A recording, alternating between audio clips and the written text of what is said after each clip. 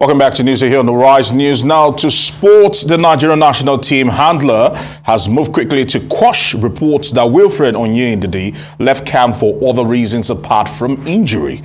Super Eagles head coach Jose Peseiro has waved away rumors that he had a disagreement with Leicester City midfielder Wilfred Ndidi.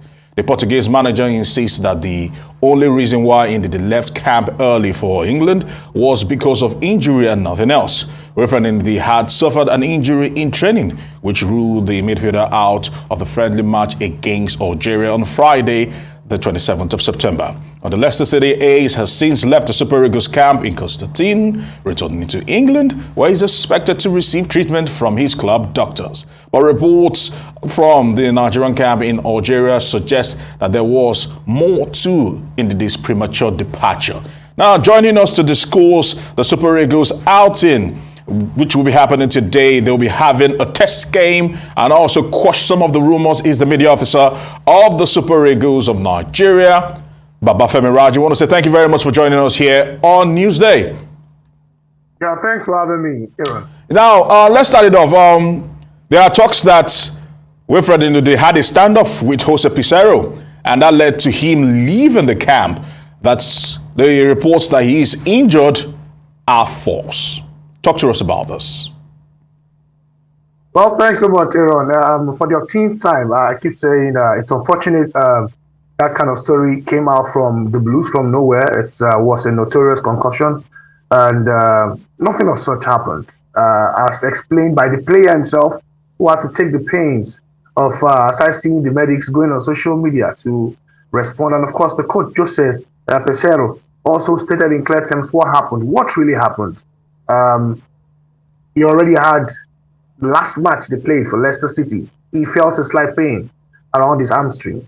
And then our first training session, he trained, and then he said he still felt that. And then there was communication between both medical teams. That's Leicester City and then our physio, our medical team right here, ably led by Dr. Ibrahim Geran here in the Super Eagles. And then after some communication, they went for an MRI scan, and it was advised not to aggravate anything. For precautionary sakes, let us send him back. Let him go back to Leicester City. And that's it. And let me also tell you something that happened today. Today, I heard the coach giving thumbs up to the medical crew led by Dr. Ibrahim Gar and Anozie, the physio, that thank you so much. They said they liked the reports they got from Leicester. They've written us back. It was. So when such stories come up, you keep wondering, how? But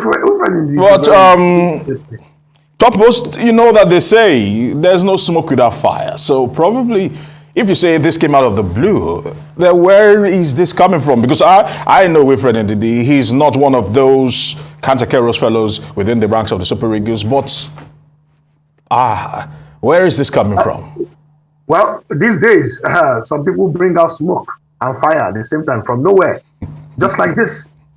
This is the social media era where a lot of things happen. Where I'm sorry to say, where sensationalism seems to take over professionalism. Too much sensationalism, and then.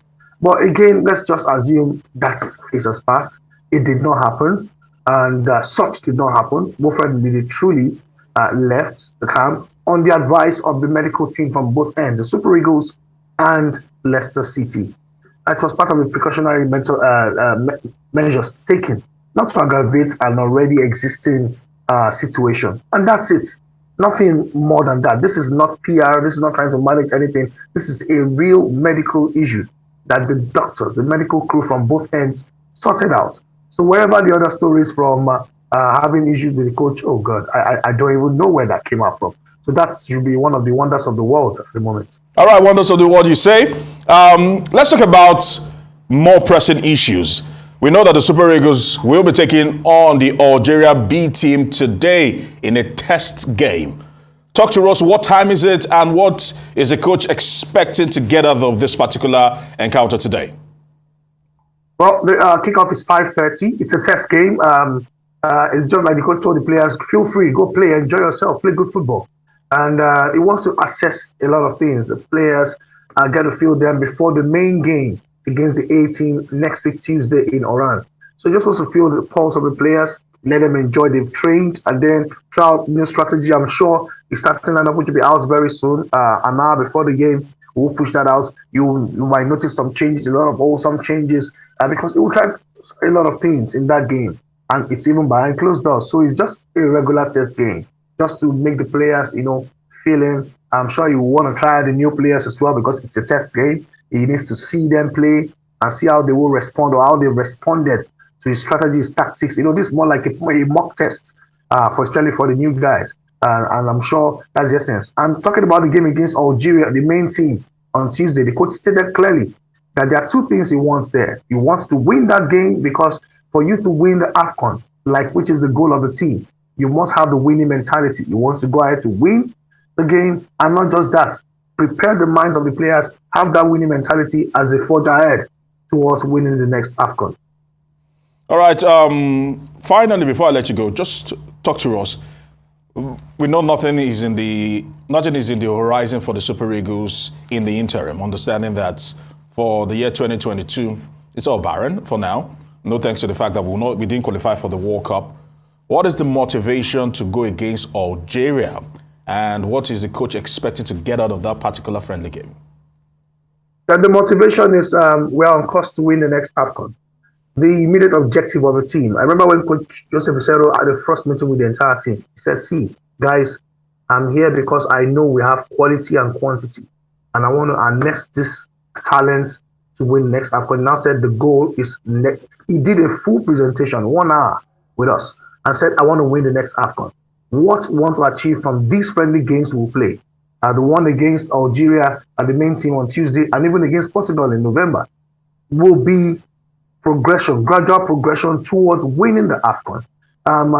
We don't win overnight. You prepare for it, and you have that mindset, and that's what we're doing right now. So the players, luckily, are good enough. Thank God, they've been able to shrug off the disappointment of not being at the World Cup. So now we're forging ahead to ensure we have that mentality, that confidence is back, we win our games, and we keep the vision in sight so that we go ahead and win the AFCON. All right, I want to say many thanks to you, Babafemi Raji, for always obliging us with your presence anytime we call. We'll be speaking to you on Tuesday, just before the game against Algeria. We wish you and the team the very best.